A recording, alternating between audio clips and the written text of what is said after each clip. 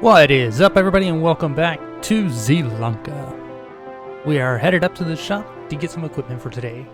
We need a sprayer, we're going to need either a cultivator or a harrow, and we need to decide on whether we want to do baling or just use a loading wagon to pick up the straw from that field that from the harvest last time. I'm leaning towards loading wagon because I don't think there's all that much in there. As for the sprayer and stuff, we're going to need a tractor with narrow tires. Unfortunately, this tractor does not have that ability. We're going to have to lease another tractor to be able to get to it. We're going to go ahead and return this tractor and buy it. Probably with a few changes, including the engine upgrade, and I'm thinking that's probably the only big change. I'll probably change the tires on it just because I like using different set of tires than the Trelleborg. That's just a me thing. The other tractor we're going to be looking at for today is going to be the one that I want to get for our second tractor. And it is going to be a little bit more powerful, a little bit faster, but it does have the options for a front loader as well as narrow tires. So we're going to go ahead and lease that one for today, get ourselves a sprayer, which we can afford, and we will get ourselves some fertilizer so we can go spray our potatoes, sorghum, and sugar beet fields so we can improve their harvest before we actually have to harvest it. Because if I remember right, the potatoes and the sorghum should be ready to harvest next month, meaning tomorrow. Let's go ahead and return this. Yeah, we can't customize it, so go ahead and return it, and let's get our equipment. There we go, we have our stuff. Like I said, I went ahead and bought our tractor. We put the BKT tires on it just because, I don't know why, I like the look of them. We have this tractor with narrow tires on it. There is our sprayer. And we have a tank of liquid fertilizer.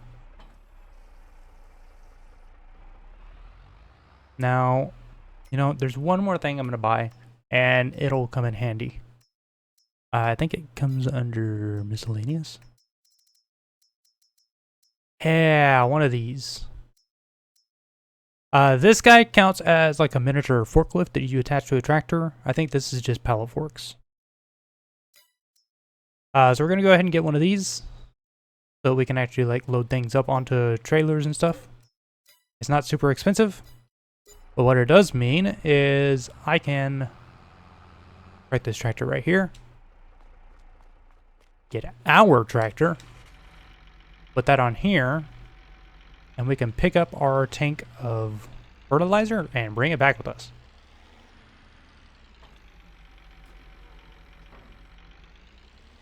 Look at that. Now I could have done this with the other ones, but I wanted to do this just in case we have to be able to stack stuff later on.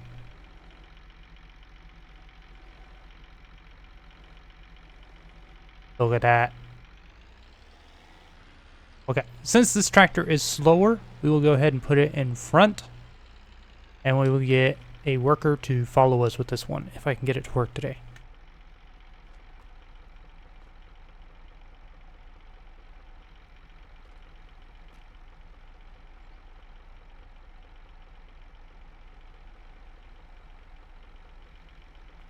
There we go. We finally got him working. Oh, let's head back to the farm. We can get everything delivered and get to spraying.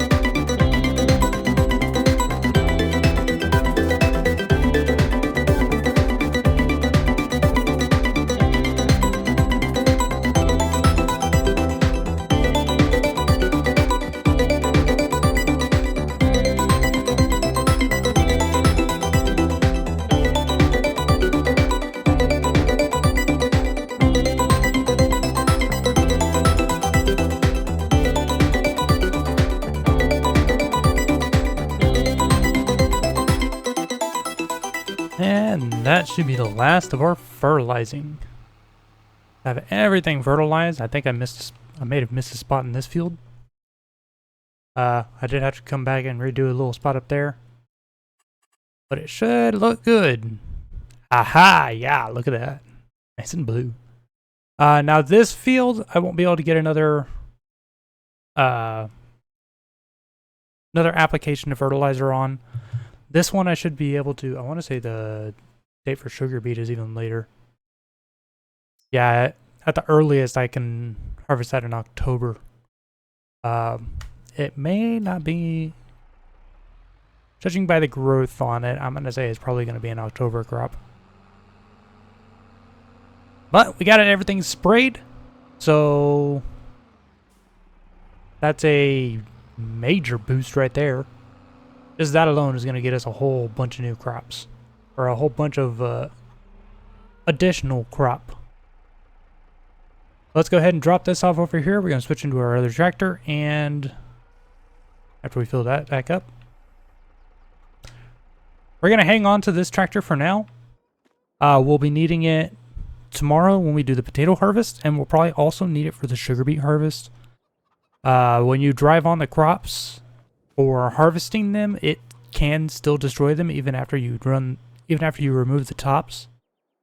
So to have one of those with narrow tires is definitely going to be a boost. So now let's go get something we can pick up this straw and figure out what we're going to do with it. I think I always do this. I want to go that way, but I need to go this way to get to the shop. So let's... Do I want to do a baler? Because if I do a baler, I need a loader, a way to load them up. If I do a loading wagon, I just need somewhere to store it. Fun! Decisions, decisions, decisions. I went ahead and did a baler, just because we're going to use the bales if we're going to do some pigs. And with all those potatoes and stuff coming in, we're going to be able to do pigs. Right. No manual attachment. So we have a baler here. We're going to go get everything baled up, use the bale stacker to get everything loaded in. And we'll stack them up in a corner of the yard somewhere. And once we have some pigs, we'll have some straw for them. And if we do anything like horses, or... I don't really plan on doing cows, though. They're pretty easy to do, actually. If I decide to ever do cows, I'll have a stash of straw for them. So let's go get it collected, get it stacked up in the yard, and then we can look at getting a cultivator or a disc harrow to get that taken care of. Maybe. We may not have time left in this video. Maybe that'll be next time.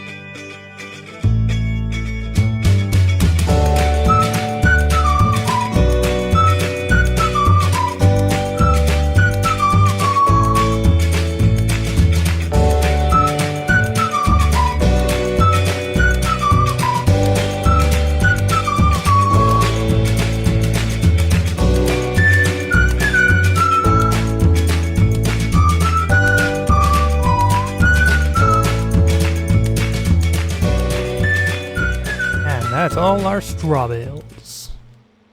Come out to a nice even 8 bales. We're going to hang on to the baler and loader for now. I do intend to do some grass work eventually. Let's put these... No, we can leave them on the baler on the bale loader for now. Not going to hurt them to be there. And you can sit right there. So with that work done, we need to decide if we're going to do a disc harrow or a cultivator. Now, I can look at them in here. I don't really want to just buy one from all the way over here. We have cultivators. For what we can run, this is probably the biggest thing we can run. That's 140 horsepower, and I think this tractor has 133. Realistically, I should be running that. Only 2.5 meters, that's 3. Do I have a modded one in here? No. If I go to disc harrows, I can do probably this 4 meter. I think I have a modded one in here. I have a 3 meter for our 100 horsepower. They're 120 horsepower.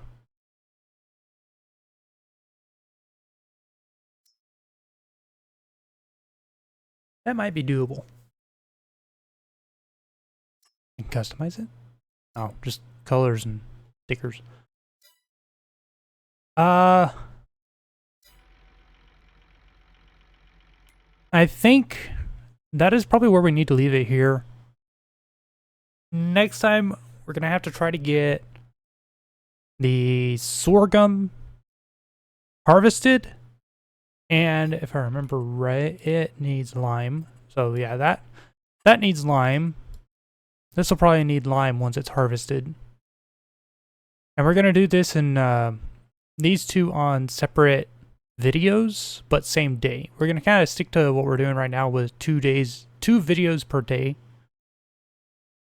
For the moment, just because I want to get the fields kind of separated a little bit. So this one was fine, but we had an immediate just have to get it done and have to get it moved over so that we can get like wheat or barley planted in it on one of these days. But other than that, most of our crops are all going to be planted and harvested on different days. So I don't have to worry about a whole bunch of stuff all at once again. The only ones that might stick a little is like if I do multiples of these, just because it all harvests on like the same window except for potatoes. Most of this stuff right down here, we're not going to do. Not worried about grass. I can harvest that from all over the place. Not going to do the vine stuff or the vineyards. And I'm definitely not doing cotton. That machine costs $500,000 or sugarcane. These stuff, I might do some. They got a pretty good harvest window and stuff like that. But I think that is going to be it for this time, guys. We've got a good amount of stuff going on. Got a few new pieces of equipment. I am looking forward to getting one of these to keep. But having these guys here will be useful. If we do some grass work, we can cut this grass, we can cut that grass. Over here, we own that as well. And we can cut the grass on the other side, which we've got eggs. We've got 5 liters. We can cut the grass over here on the other side if we decide to buy it. So if I remember right, yeah, we have some of the grass right here. We also apparently own that chunk back there. Is that anything there? Or is it just more like the river creek stuff?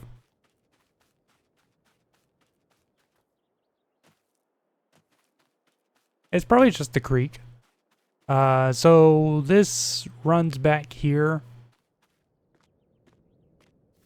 It's not exactly a great thing to have at the back of our area. Can't really use it for anything. It's purely decoration. But yeah, I guess our the edge of our land follows along the creek. and comes back in. So we have this little chunk of grass stuff here too. You can always expand the field into it. I don't know, maybe we will. And then we'll take an opportunity to kind of smooth this little chunk out a little bit with some terrain editing. Who knows? We'll see what we can do with that stuff. But for now, like I said, that is going to be it for this time, guys. Thank you guys for watching. Hope you've enjoyed. I will see you guys next time in September.